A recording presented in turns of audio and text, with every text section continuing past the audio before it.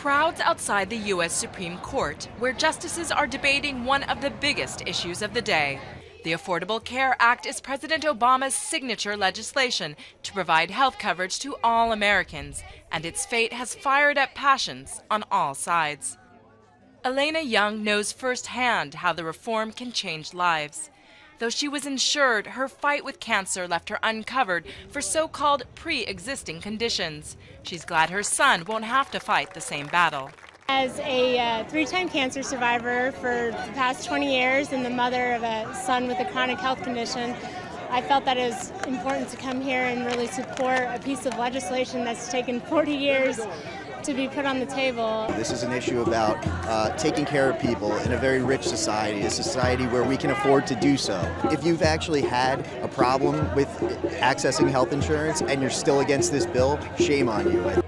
The law, which goes into effect in full in 2014, forces all Americans to have health insurance and forces insurers to stop rejecting coverage for people who are most likely to need it. Supporters say it's given a new lease on life, to education and to work to millions.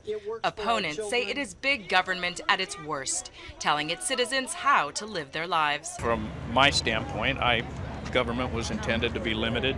I'm opposed to them telling us what we have to do, and not only religion, but our other freedoms just as well. The three-day hearing is near unprecedented for the High Court of the land. A decision isn't expected until June and is likely to impact the U.S. presidential elections, which follow less than 3 months later. It serves us all. It serves us all.